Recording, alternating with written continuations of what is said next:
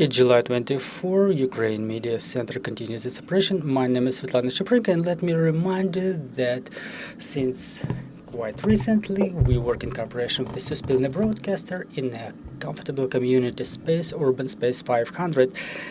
And now we will be talking about the energy lending for the citizens, the new opportunities and usage for Ukrainians. Joining us in this studio is Nadiya Bihun, Deputy Minister of Economy of Ukraine. So, Mr. Nadiya, good afternoon. Good afternoon. The program was initiated for 0% with 0% interest rate for lending for the equipment. So what will be the way this program operates and who will be eligible for this type of loans? Well, in fact, there was a number of programs that was launched, and let's start with the one aimed at the households. Under that program, the owners of the households will be eligible to borrow for solar panels and batteries. The government compensates to the banks the difference between the market interest rate and zero interest rate, according to the program, at the expense of 579 program with an expiration or the lending period of up to 10 years, which means that the loan can be calculated for an extended period of time, which will reduce the burden of the household. If the loan can be repaid in small amounts, in small disbursements, the maximum amount is 480,000 hryvnia, and the calculation is such that this amount is sufficient to cover the needs of every single household in terms of their requirements for the batteries and solar panels. So what are the financial institutions that support this program? Well, we are in negotiations with foreign financial institutions. When the program was planned, we were in negotiations with the partners to have them compensate the difference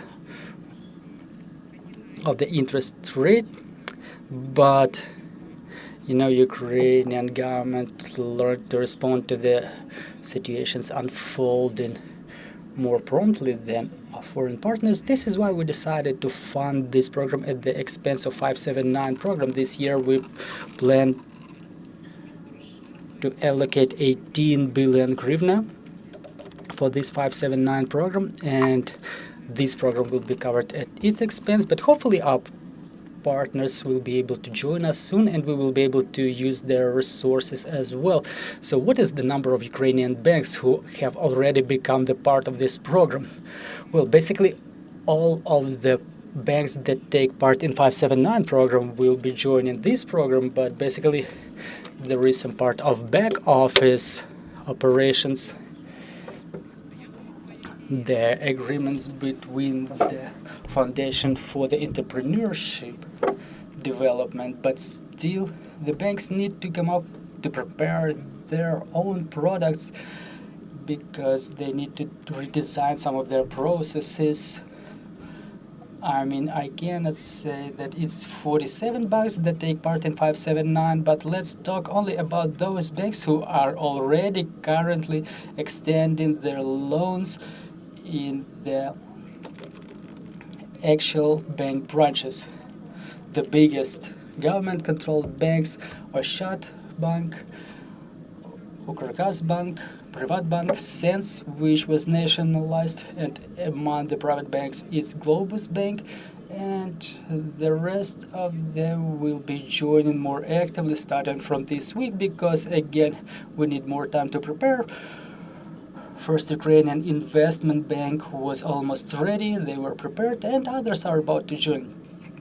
So the banks who extend these loans, who launch this program, they work all around Ukraine. Yes, there are no territorial restrictions. Well, maybe you can already share some figures about the number of loans that were already extended. We understand that it's been not so long, but still. Well, the program was launched on Monday, and we already have a success story. There's a loan extended in Vinnytsia by Globus Bank, and it was extended for solar panels with the 5 to 6 kilowatts of generating capacity. The loan was extended to a pensioner. What's interesting, it's one of the first cases, but it's affordable for the pensioners. Obviously, banks may ask questions regarding the way the lenders are going to repay the loans. They have to confirm that they have income sources. But again, the period of the program is such that it's even affordable to the pensioners. Another case is in Nizhyn. The loan was extended for solar panels in amount of 250,000 hryvnia. Nizhyn suffers a lot from power shutdowns. Also, since bank says they have 10 applications under review, so basically the banks need a little bit of time to process all of the applications, to take relevant decisions, and hopefully in the beginning of the next week we will be already witnessing the growth of these loans. Well, for what we understand, those are very particular cases, and the people either don't know about the existence of such programs or they're just considering it. Well, you know, the program was only launched on Monday and it's only Wednesday, so it was not enough time to demonstrate some result in mass. Well, people come to the bank, they ask for the loan, the bank says, okay, you need this and this paperwork, among which are the documents that are supposed to confirm the solvency, and the banks will be requesting invoices for equipment, and basically the way it should be happening, the applicants should go then to the sellers who provide invoices. They carry them to the bank, and the bank have to process all that amount of paperwork. Well, definitely we would like it to happen probably faster, but still we understand that program needs a week or two to gain some momentum, and by then in a couple of weeks we will be able to achieve some benchmark where we understand the amount of the loans which are about to be extended or were extended. Well, what is the capacity of the state in terms of extension of the loans under this program? Well, basically the capacity is huge, because 579 program has 18 billion hryvnia allocated for compensation of the interest rates. With the multiplier of x5, it amounts to the sums that can be extended. So average lending amount is 250-300,000 hryvnia, and basically hundreds of thousands of people will be able to take advantage of it. For what we know, some of the households already have solar panels installed on their roofs. That's the practice that was developing, and we just want to expedite it to make sure that more people take responsible decisions so that they install solar panels. And why is it important from the economic perspective? Because when households consume energy that was generated with their own capacities, the energy remaining in the grid may be used by the businesses, so they don't stop, so that the industrial facilities don't stop, along with the other consumers who have not taken advantage of the program. So basically it reduces consumption in the grid on the overall level, and on top of that it may provide people with proper generating capacities. I mean, they will have better quality of life when they have their own generating capacities installed. Small household consumers probably will not have such a huge financial advantage, but it will definitely improve their quality of life. They will have electric power supply 24/7. And talking about the deficit in the system, we trust that the businesses who have their manufacturing capacities will install their generating capacities as well. We have a dedicated program for this. Well, yeah, of course we focused on the household programs, but if there are other programs aimed at businesses, so please tell us about them. Well, first program is within the framework of 579. We set it as priority, the gas generation, wind generation, solar generation, and the batteries, the systems for electric power accumulation at 5, 7, or 9% interest rate, and depending on the size of the business, like 5 is for micro businesses, 7 is for small business, and 9 is for medium-sized business.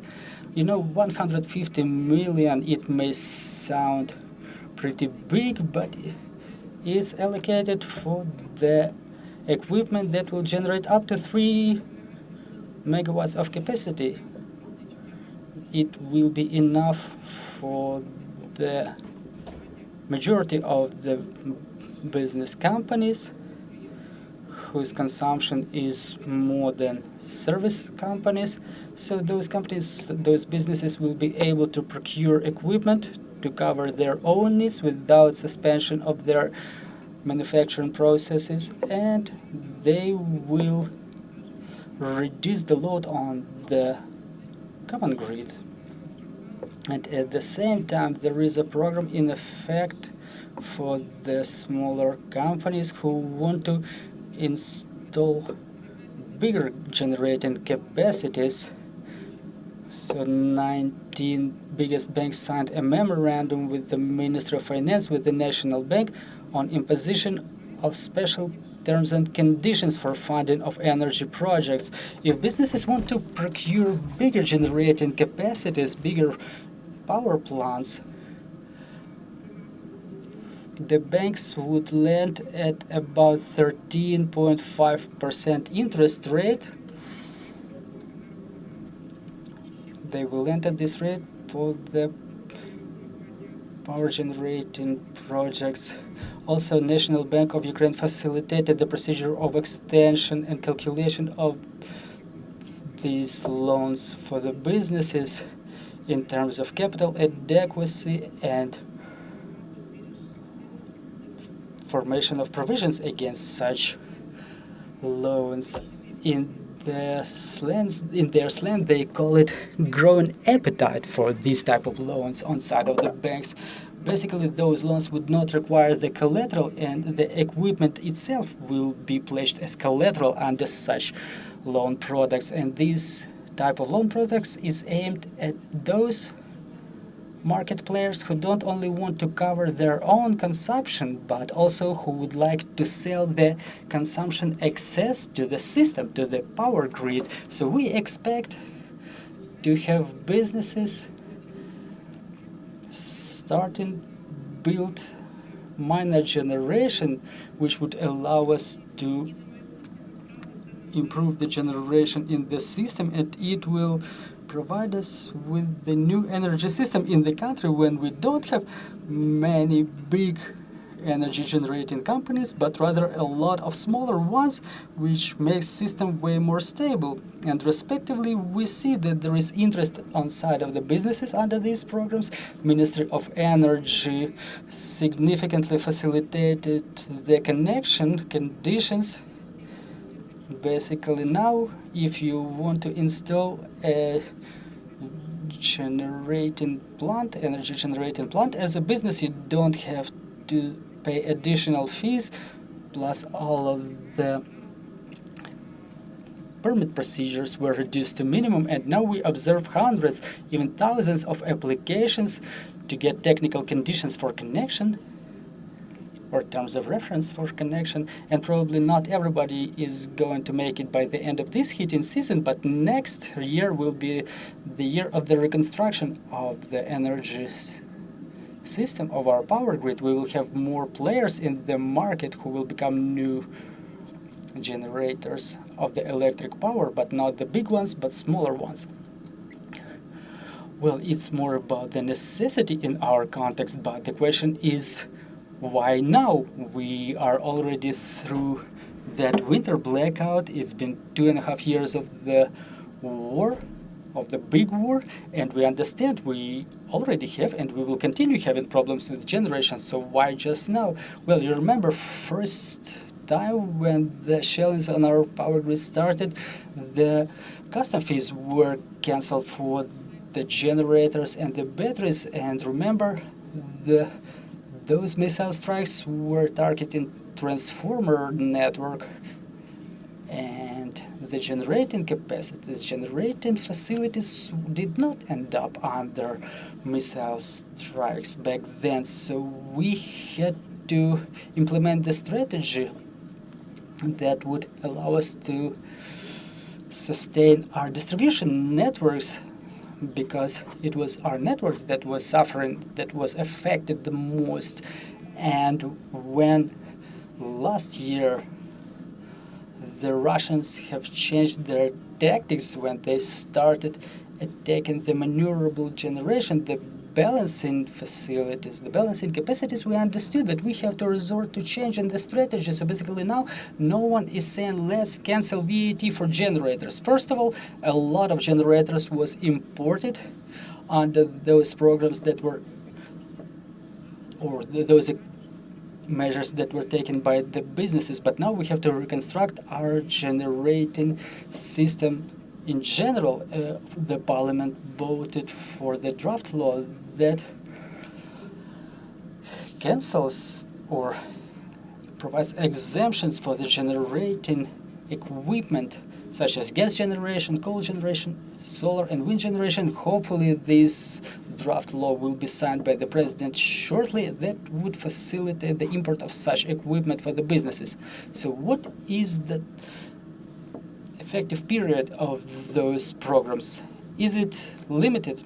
Well, talking about lending programs, no, there is no restriction. And talking about the import with VAT and custom fees exemptions, I think it will be effective by the end of the year 25. So basically, the citizens and the industry, they still have some time. Well, basically, the winter is coming from the program's perspective. Yes, there is some time, but I think that this winter will be the most difficult. We will continue improving our generating capacities. We are in negotiations on improving the generating capacities. We hear what our neighbors are saying, but it's obvious if we try to observe the further horizon, the situation is such that we will never ever have cheap electric power supply anymore. Now we have almost equalized our prices with European market, and most probably that will be the level that we will have to orient at. Under conditions like this, the projects that provide businesses or the households with their own generation at the expense of the panels, well, they have the shorter payback period, because when you install the panels, you don't have to pay for distribution, you don't have to pay for supply. It already creates new market, and in this market we will see more requests from the businesses because they become more attractive. And basically it's obvious that the market is going to form itself, the generation is going to be growing. But we would like to see the households use this time wisely and efficiently, because the winter may be really difficult. Thank you very much, Ms. Nadiya, for your comprehensive explanations. Let me remind you, we were talking with Nadiya Bihun, Deputy Minister of Economy of Ukraine, and Ukraine Media Center will continue tomorrow. Thank you for staying tuned.